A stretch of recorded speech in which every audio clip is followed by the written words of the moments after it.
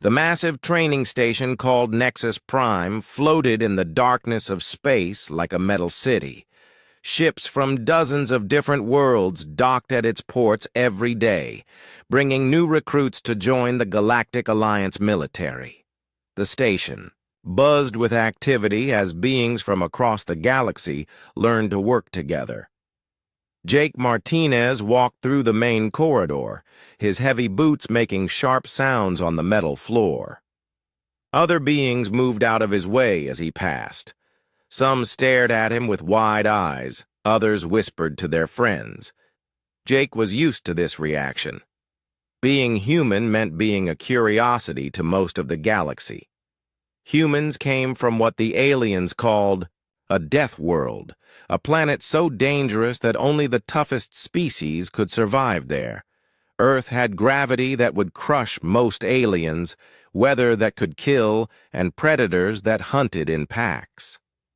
The fact that humans had not only survived, but thrived on such a world made them valuable to the Alliance military. Jake served as a training sergeant for new recruits. His job was to teach aliens how to fight alongside humans without getting themselves killed. It was harder than it sounded. Most species had never encountered anything like human combat instincts. The training bay was filled with the sounds of practice drills. Recruits from the insect-like rock species worked on weapons training while bird-like Kalani practiced flight maneuvers. In one corner, a group of rock-skinned Velthari recruits lifted weights that would flatten most other beings. Jake stopped at his usual spot and watched the exercises. His girlfriend Lisa Brooks was across the room, working on some computer equipment. She was an engineer who specialized in defensive systems for the station. Her blonde hair was tied back in a ponytail, and she wore the standard blue coveralls of the engineering corps. "Attention, recruits," Jake called out in a voice that carried across the entire bay. The various aliens stopped their activities and turned toward him. "Today we begin cross-species combat training.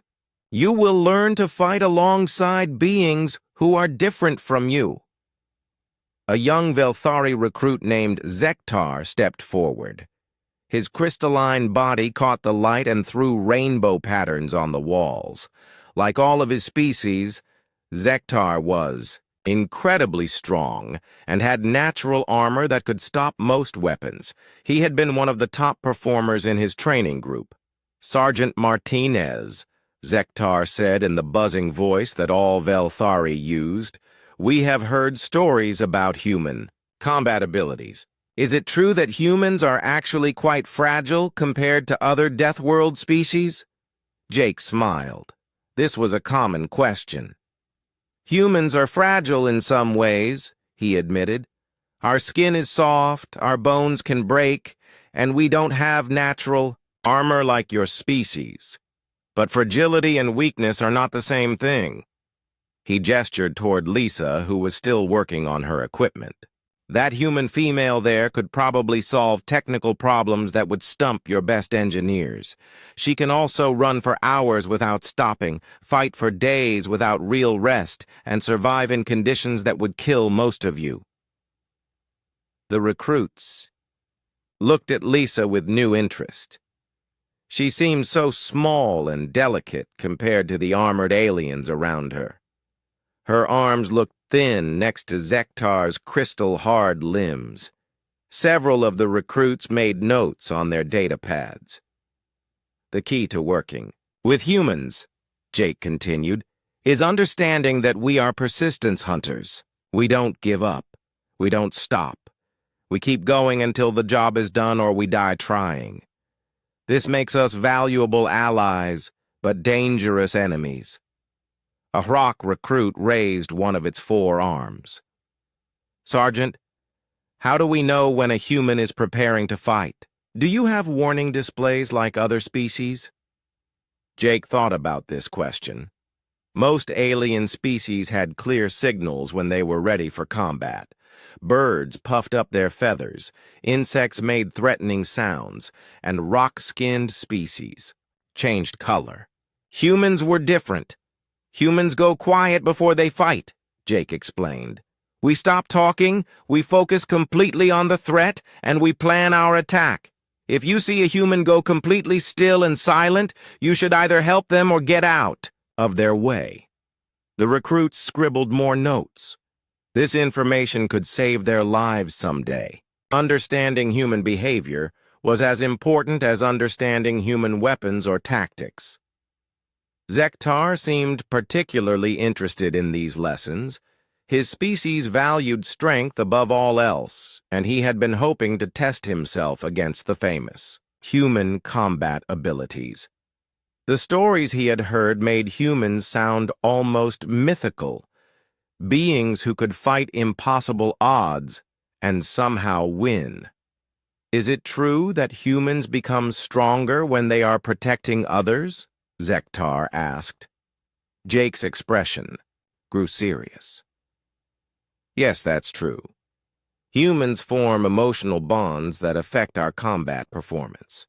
When we fight to protect someone we care about, we can do things that surprise even ourselves. He looked across the room at Lisa again. She had finished her work and was packing up her tools.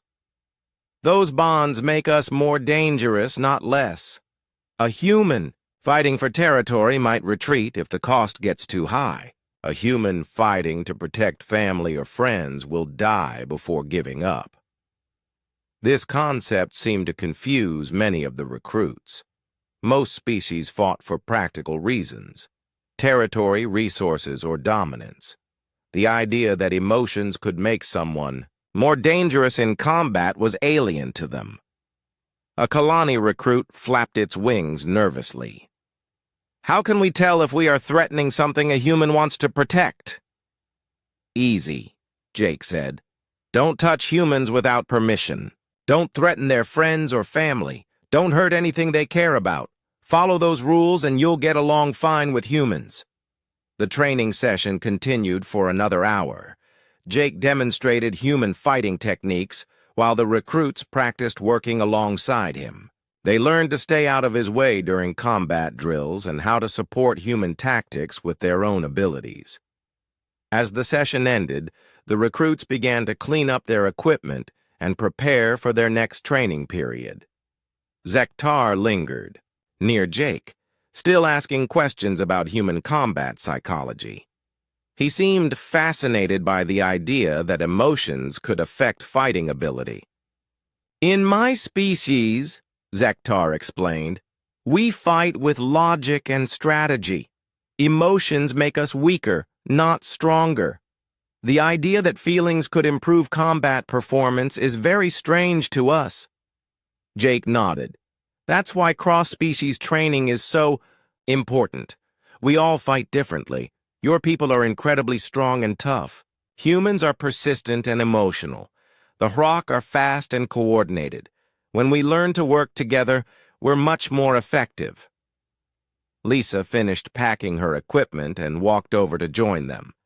She smiled at the group of recruits who were still gathered around Jake. How did the training go today? She asked. Very well, Jake replied, putting his arm around her shoulders in a casual gesture. The recruits are learning fast. Several of the aliens stared at this display of affection. Physical contact between species was usually formal and limited. The casual way that Jake and Lisa touched each other was something new for many of them to observe. Zektar studied the interaction carefully. He had heard that humans formed pair bonds, but seeing it in person was different.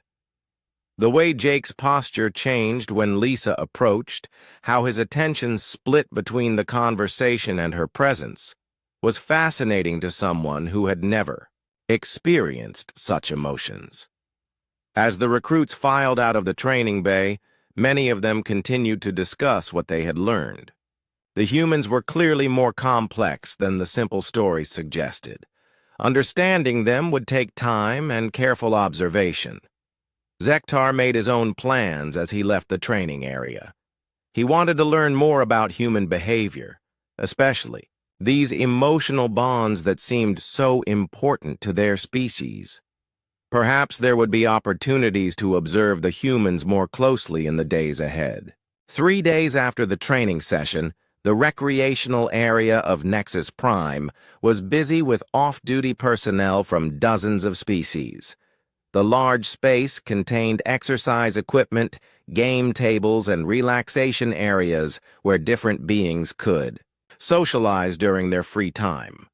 The lighting was kept dim to accommodate species with sensitive eyes. Lisa Brooks sat at a corner table with her portable computer, running diagnostics on the station's shield generators. The work was routine but important. Any weakness in the defensive systems could be deadly if the station came under attack. She preferred working in the recreational area because the background noise helped her concentrate. Jake was across the room playing a strategy game with some HFY officers. The insect-like beings were excellent at games that required quick thinking and multiple moves ahead. Jake was losing badly, but enjoying the challenge. His laughter carried across the room as one of the HFY made a particularly clever move. Zektar entered the recreational area and immediately spotted the two humans. Over the past few days, he had been watching them whenever possible, trying to understand their relationship. The way they interacted was unlike anything in Velthari culture, where physical contact was rare and emotional displays were considered weakness. The young Velthari recruit had been thinking about Jake's words regarding human emotions and combat ability. His own species valued strength and logic above all else. The idea that feelings could make someone more dangerous seemed impossible to him. Surely the stories about human protective instincts were exaggerated. Zektar had grown up hearing tales of his people's superiority. Velthari were among the strongest beings in known space, with natural crystal armor and grip strength that could crush metal. They had conquered their homeworld through pure physical dominance. How could a soft, fragile human possibly be more dangerous than a Velthari warrior? He decided to conduct a small test.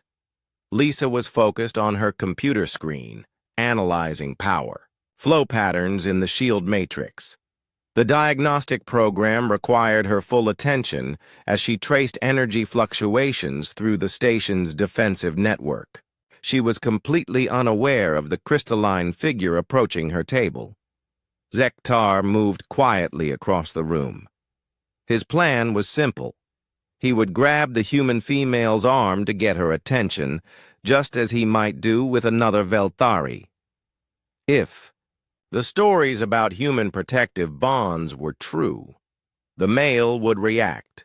If not, he would simply apologize for the interruption and ask some questions about human engineering techniques. What Zektar did not understand was the difference in physical strength between his species and humans. Velthari had evolved on a world where everything was made of crystal and stone. Their grip strength had developed to climb cliff faces and hang from crystal formations. A gentle touch for a Velthari could shatter rock. Lisa first became aware of Zektar when his shadow fell across her computer screen. She looked up to see the tall, crystalline figure standing beside her table.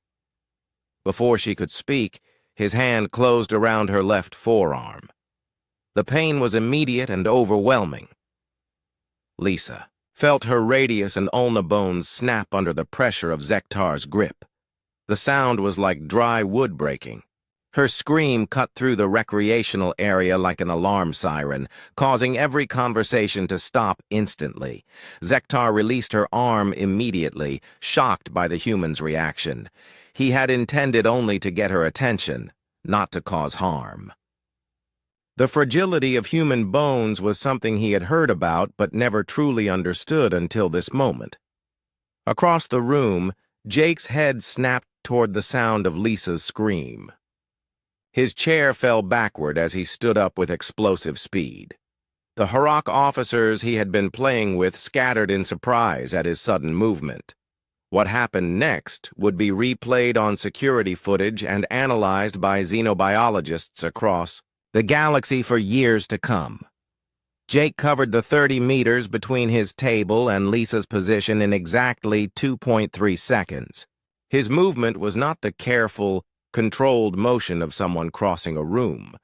It was the focused charge of a predator attacking prey. Every being in the recreational area felt the change in atmosphere as Jake moved. The casual, friendly human who had been laughing at games moments before was gone.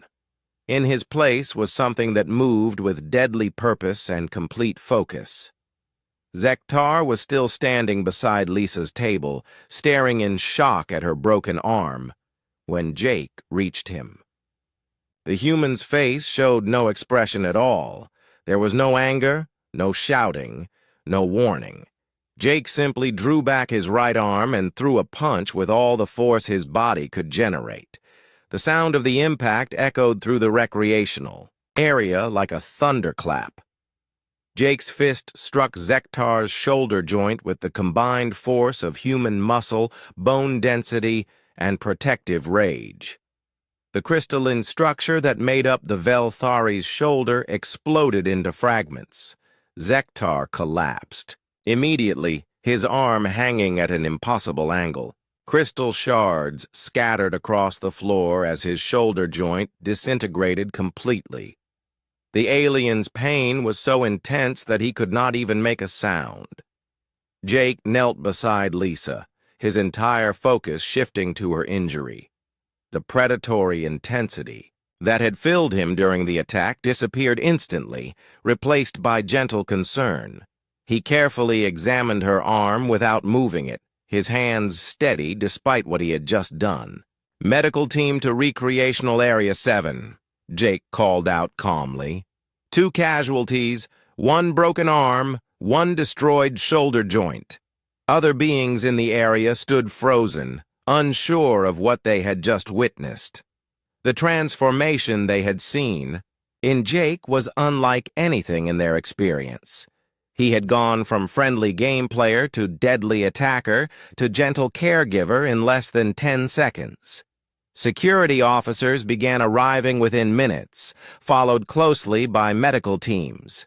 The medics worked quickly to stabilize both Lisa's arm and Zektar's shoulder, though it was immediately clear that the Velthari's injury was far more severe. Commander Rethkor, the station's Zentaurian leader, arrived with the security team. He surveyed the scene with his large compound eyes, taking in the scattered crystal fragments, the 2 injured beings, and the crowd of witnesses. "What happened here?" the commander demanded. A Harrock officer who had witnessed the entire incident stepped forward. The Velthari recruit grabbed the human female's arm. She screamed. The human male attacked and destroyed the recruit's shoulder. "Commander." Rethkor looked at Jake, who was still kneeling beside Lisa as the medics worked on her arm. "Sergeant Martinez, explain your actions." Jake looked up at the commander with completely calm eyes. "Someone hurt Lisa. I stopped them." The simplicity of the statement somehow made it more disturbing than any elaborate explanation would have been. Jake spoke as if what he had done was the most natural thing in the universe. As the medical teams prepared to transport both patients to the medical bay, word of the incident began spreading throughout the station. Within hours, every being on Nexus Prime would know about what happened when someone made the mistake of hurting a human's mate. The recreational area slowly emptied as beings returned to their duties, but the conversations would continue for weeks. They had all learned something about humans that no training manual could have taught them. Zektar's shoulder would never heal properly. The damage was too extensive for even advanced Velthari medical technology to repair completely. He would carry the reminder of his mistake for the rest of his life. And through him, the entire galaxy would learn a valuable lesson about the true nature of human protective instincts. The medical bay of Nexus Prime had treated injuries from hundreds of different species, but the doctors had never seen anything quite like Zektar's shoulder. The Velthari's crystalline structure had been completely pulverized, leaving fragments scattered throughout the joint area like broken glass. Dr. Melrock, the station's chief Velthari physician, examined the damage with growing amazement. Her own crystalline fingers traced the edges of the destroyed joint as she tried to understand how such complete destruction was possible. "I have seen mining explosions cause less damage," she told her assistant. "The force required to shatter a Velthari shoulder joint in this manner should have destroyed the entire arm." The assistant, a younger Velthari named Colven, studied the medical scans. "Doctor, the impact pattern suggests a single focused blow. The fracture lines all radiate from one point of contact approximately 4 centimeters in diameter." "Doctor," Melrock paused in her examination. "A single blow? That would require force equivalent to our industrial mining equipment. What could possibly hit with such power?" "According to the security report, it was a human fist," Colven replied quietly. The doctor's crystals darkened with disbelief. She had examined human anatomy before and knew their physical limitations. Humans were strong for their size, but nothing compared to Velthari bone density and muscle power. Yet the evidence before her told a different story. In the bed beside, Zektar, Lisa Brooks, rested with her arm secured in a biocast.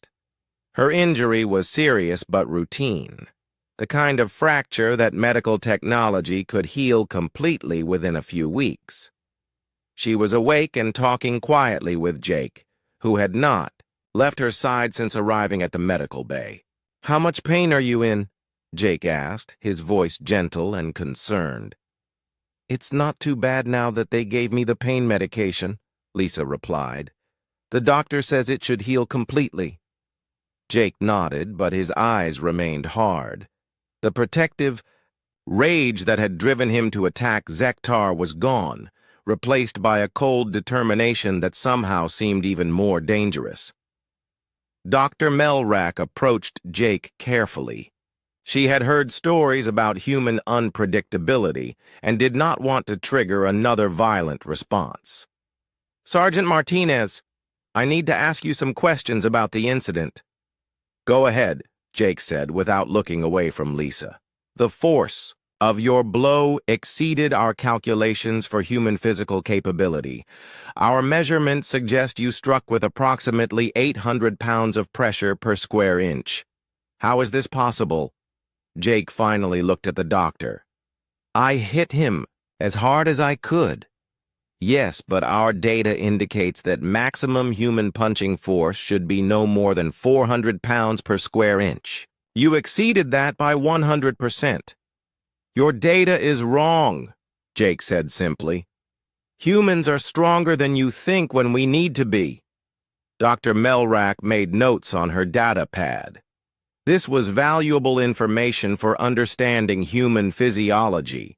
"Are you saying that humans can increase their physical output under certain conditions?" "When someone we care about is in danger, yes. We call it adrenaline. It lets us do things we normally couldn't do." The concept was foreign to Velthari understanding. Their species operated at maximum efficiency at all times. The idea that emotions could enhance physical performance seemed impossible, yet the evidence was lying in the medical bed with a destroyed shoulder.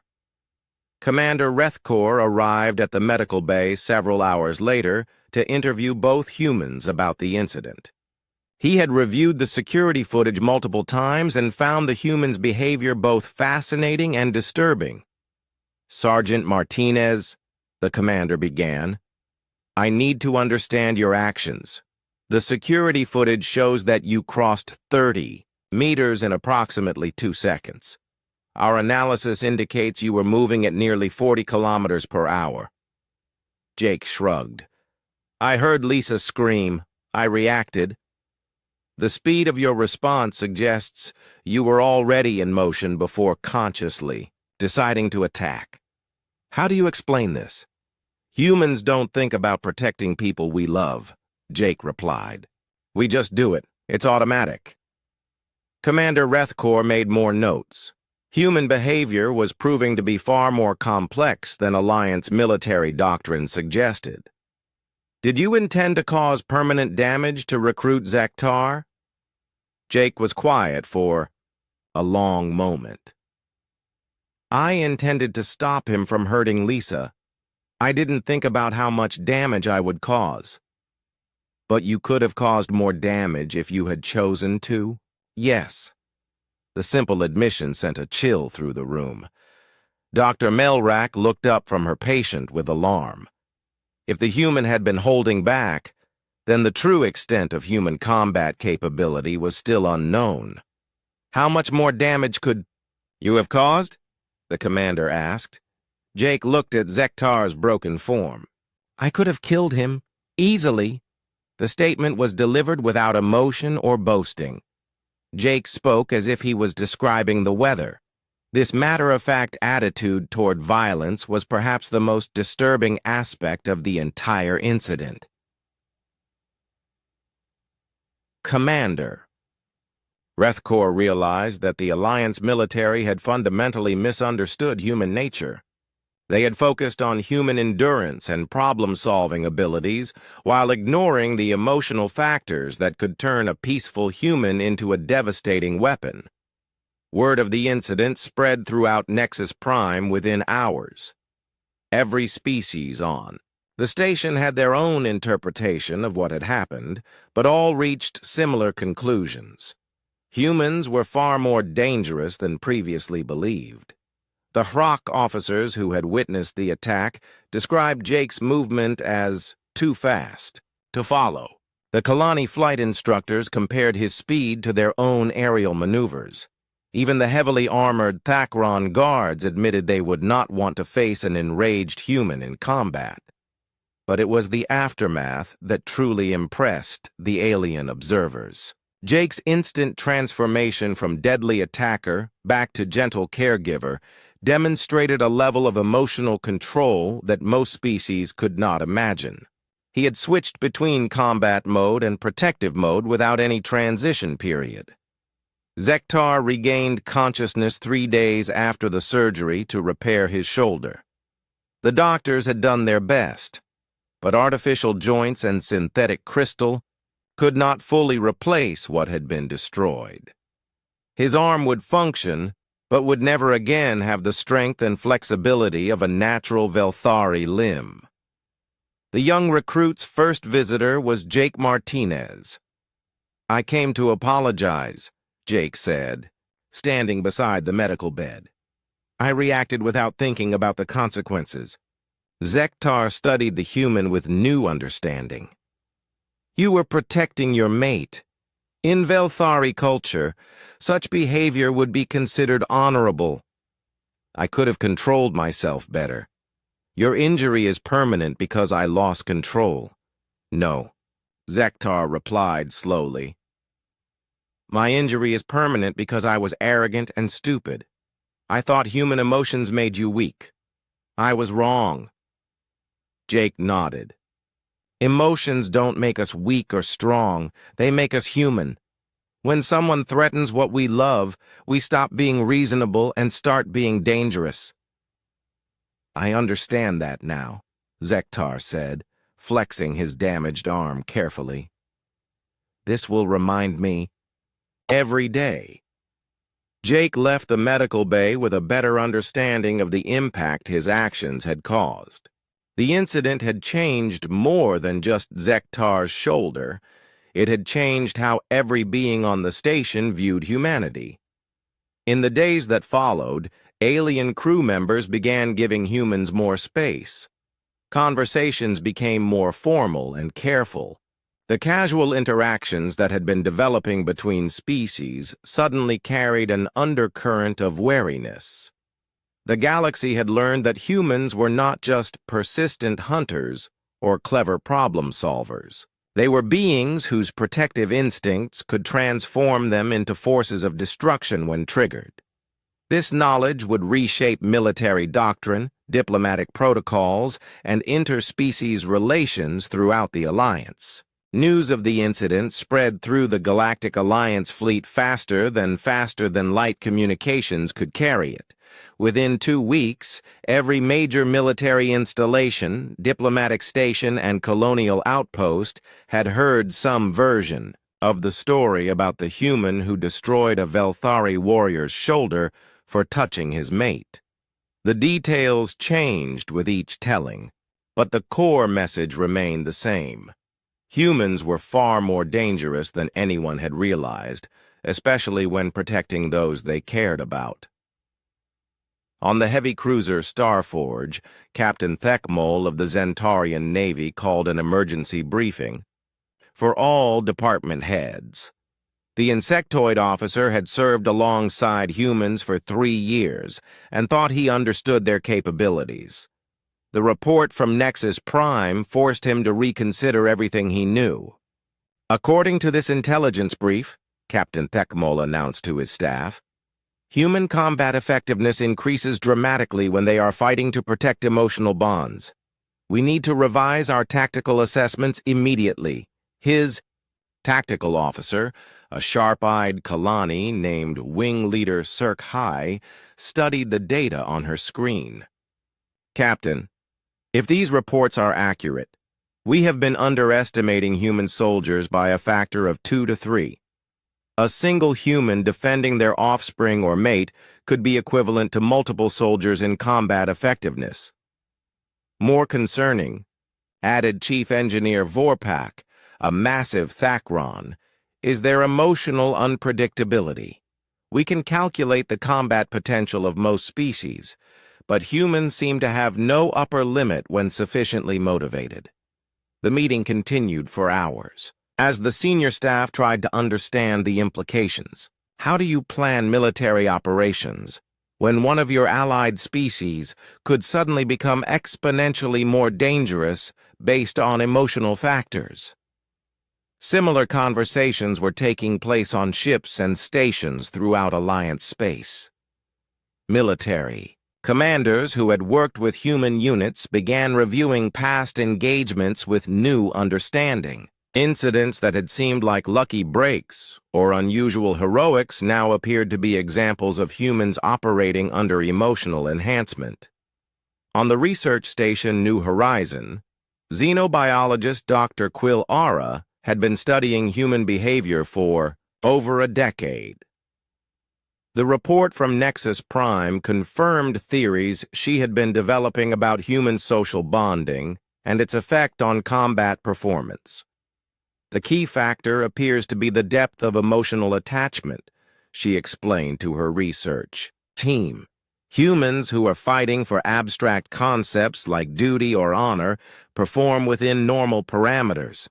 But humans fighting to protect specific individuals they have bonded with show enhanced speed, strength, pain tolerance, and decision-making ability. Her assistant, a young Hrock named Click Tar, reviewed the physiological data. Dr. The Nexus Prime incident suggests that human adrenaline response can increase muscle output by up to 100%. Combined with their natural bone density and cardiovascular efficiency, this makes them incredibly formidable in close combat. Dr. Quillera nodded grimly. What worries me more is the psychological profile. The human showed no hesitation, no moral conflict, and no remorse about causing permanent injury. When protecting a mate, humans appear to operate with the mentality of apex predators. Meanwhile, back on Nexus Prime, the effects of the incident continued to reshape daily life. Alien recruits approached human instructors with a new level of respect that bordered on fear. Physical contact between species dropped dramatically as beings became aware of how easily they could trigger a violent response. Zektar had become an inadvertent celebrity throughout the station. His permanent injury served as a constant reminder of what happened when someone threatened a human's loved one. Other Velthari recruits visited him regularly, studying his damaged shoulder and asking detailed questions about the encounter. "What was it like when the human attacked you?" asked Vextar, a newly arrived Velthari recruit. Zektar flexed his artificial shoulder joint carefully. "It was not like fighting another warrior. There was no challenge, no display of dominance. He simply appeared and destroyed my shoulder before I could react. It was like being struck by lightning." "But humans are supposed to be fragile compared to our species," Vextar protested. "That is what I thought too," Zektar replied. "I was wrong. Human fragility is only physical. Their spirit is made of something much harder than our crystals." The conversation was overheard by Dr. Yilmoth, a Kalani psychologist who had been assigned to study the incident's impact on station morale. She had been interviewing various species about their changing perceptions of humans. Her findings were disturbing. Fear of humans was increasing among all species, but it was accompanied by a grudging respect that had not existed before. Aliens who had previously seen humans as useful but unremarkable now viewed them as potentially lethal allies. The most significant change, Dr. Yilmoth reported to Commander Rethkor, is in how beings interact with human pairs or groups. Everyone now understands that threatening one human means fighting all the humans who care about them. "Commander, Rethkor had been dealing with the administrative aftermath of the incident for weeks. Alliance Command wanted detailed reports about human psychological profiles, recommendations for new safety protocols, and assessments of how the incident might affect interspecies relations." "Has there been any change in training effectiveness?" the commander asked. "Surprisingly, yes," Dr. Yilmoth replied. "Recruits are much more attentive during human-led training sessions. They follow instructions more carefully and show greater respect for human authority. Fear can be an effective motivator." Lisa Brooks had returned to her engineering duties with her arm fully healed, but she noticed the changes in how other beings treated her. Conversations became more formal. Aliens gave her more personal space, and requests for her technical expertise were made with unusual politeness. She discussed the situation with Jake during one of their evening meals in the station's human quarters. "Everyone acts like I'm made of glass now," she complained. "They're afraid to ask me to hand them tools because they don't want to accidentally touch my arm." Jake considered this. "They're not afraid of hurting you. They're afraid of me. Word has gotten around about what happens when someone harms a human's mate. Is that what I am to you? A possession to be protected?" "No," Jake replied seriously. "You're the person I love most in the universe. The fact that I would kill anyone who seriously threatens you doesn't make you my property. It makes you my priority." Lisa found this distinction important, but realized that most alien species would not understand the difference. To them, the result was the same. Threatening her meant facing Jake's wrath. The broader implications of the incident became clear when new guidelines arrived from Alliance Military Command. Physical contact between humans and other species now required explicit permission and witnesses. Interactions with mated human pairs were subject to additional protocols designed to prevent accidental triggering of protective responses. The guidelines also included new tactical assessments for human military units.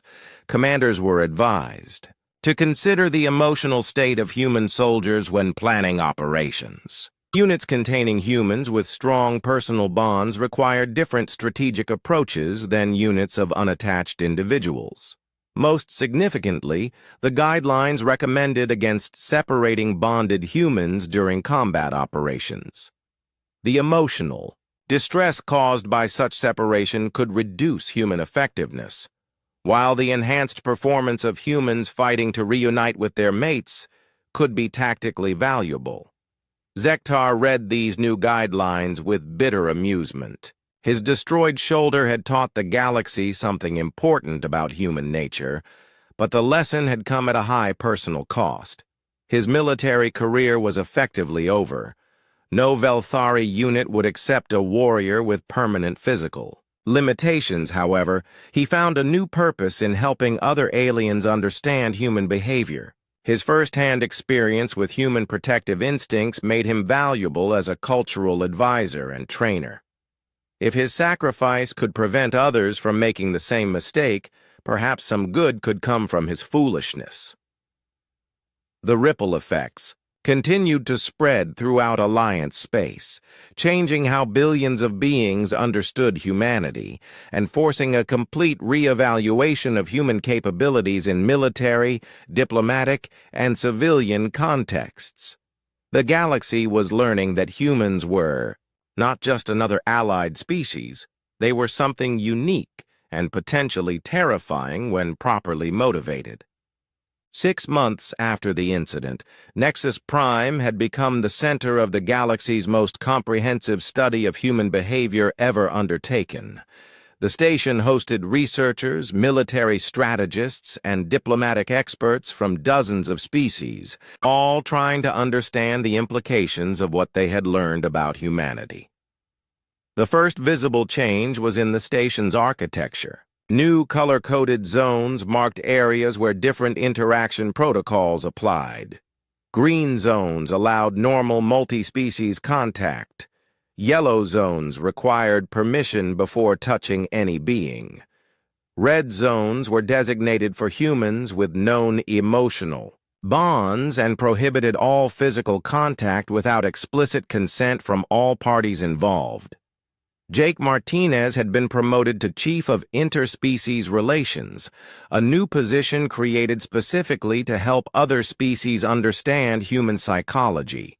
His first official act was to establish the Human Behavioral Guidelines, a comprehensive manual that would be distributed to every Alliance military unit. The manual's introduction was written in simple, direct language that reflected Jake's no-nonsense approach to the subject.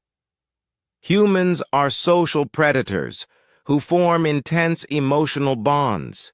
These bonds enhance our combat effectiveness, but also create specific vulnerabilities and triggers. Understanding human bonding behavior is essential for successful cooperation. The guidelines covered everything from proper greeting protocols to emergency procedures for dealing with humans in emotional distress. Most importantly, they established clear boundaries for physical interaction and outlined the warning signs that indicated a human was preparing to defend their social group. Lisa Brooks had been assigned to work with the research teams studying human physiology. Her experience as both an engineer and the victim of the original incident provided unique insights into human vulnerability and resilience. The key point that most species miss, Lisa explained to a group of Kalani medical researchers, is that human emotions and human logic are not separate systems. When we are protecting someone we love, we become more focused, not less. Our thinking becomes clearer and our reactions become faster. This concept challenged fundamental assumptions about emotional beings that most Alliance species held. They had categorized humans as a primarily logical species with occasional emotional outbursts. The truth was far more complex and dangerous. Dr. Thelavan, a prominent Zentaurian neurologist, studied brain scans from human volunteers under various emotional states. The neural pathways show increased efficiency during protective responses, she reported. Rather than overwhelming rational thought, human emotions appear to enhance cognitive processing when defending others. These findings revolutionized Alliance understanding of human military effectiveness. Previous assessments had treated human emotions as a weakness to be managed. The new research suggested that human emotions were actually a significant tactical advantage when properly directed. Zektar had found his new calling as the galaxy's leading expert on human protective behavior. His destroyed shoulder made him a powerful speaker at military academies and diplomatic training centers throughout Alliance space. He could demonstrate the consequences of misunderstanding human nature in ways that no theoretical discussion could match. I made 3 critical errors, Zektar would tell his audiences, slowly rotating his artificial shoulder joint. First, I assumed that physical strength was the only measure of combat effectiveness. Second, I believed that emotions made beings weaker rather than stronger. Third, I thought I could test human responses without consequences. His presentations always ended with the same warning. Humans do not bluff about protecting their mates. They do not negotiate when their family is threatened. They do not show mercy to those who harm their children. If you want to work with humans, you must understand that their emotional bonds are not weaknesses to exploit, but weapons that can destroy you. The impact of these revelations extended far beyond military applications. Diplomatic protocols were completely rewritten to account for human bonding behavior. Trade negotiations involving human civilians required new safeguards to prevent accidental triggering of protective responses. Even simple cultural exchange programs needed additional oversight. Commander Reth Kor had been selected to head the new Human Integration Office, responsible for developing policies that would allow humans to work effectively with other species while minimizing the risk of violent incidents. The challenge was enormous. How do you accommodate a species whose emotional responses could make them exponentially more dangerous? The solution is not to suppress human emotions, Commander Reth Kor explained to the Alliance Council. Our research shows that emotionally satisfied humans are actually more stable and reliable than humans who are separated from their social bonds. We need to work with human nature, not against it. This led to revolutionary changes in Alliance military structure. Human units were reorganized to keep bonded pairs and family groups together whenever possible. Barracks were redesigned to accommodate human social needs. Leave policies were adjusted to allow humans regular contact with their emotional support networks. The results exceeded all expectations. Human military performance improved dramatically when their emotional needs were properly managed. Desertion rates dropped to nearly 0. Combat effectiveness increased by an average of 30%. Most surprisingly, disciplinary problems decreased significantly. General Klexthor, the Alliance's senior military commander, addressed these findings in his annual report. We have learned that humans fight best when they have something to fight for. By ensuring that human soldiers maintain strong emotional connections, we have created the most effective military units in Alliance history. The civilian applications were equally impressive. Human colonists who were allowed to maintain their social structures adapted to new worlds faster and more successfully than those who were scattered according to traditional Alliance integration methods. Human researchers working in family groups made breakthrough discoveries at unprecedented rates. But perhaps the most significant change was in how other species viewed humans in their daily lives. The casual dismissal of humans as useful, but unremarkable, had been replaced by a complex mixture of respect, caution, and genuine admiration. On Nexus Prime, A new class of alien recruits received their orientation about working with humans. The instructor was Zektar, his artificial shoulder, gleaming under the training bay lights. "Today you will learn about the most dangerous species in the Alliance," he began, his voice carrying the authority of hard-earned experience. "Not because they are the strongest or the fastest or the most heavily armed, but because they are the only species that becomes more lethal when they love."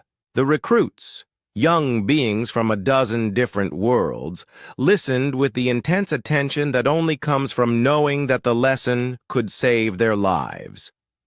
Humans form emotional bonds that defy rational explanation, Zektar continued. A human parent will fight impossible odds to protect their offspring. A human mate will die before allowing harm to come to their partner. A human soldier will charge into certain death to save their comrades. He gestured to his damaged shoulder. I learned this lesson by making a simple mistake. I touched a human female without permission. Her mate destroyed my shoulder joint in less than 3 seconds. I am fortunate that he chose to stop there. One of the recruits, a young Kalani, raised a wing nervously. How do we know if we are threatening a human's emotional bonds? Zektar smiled grimly.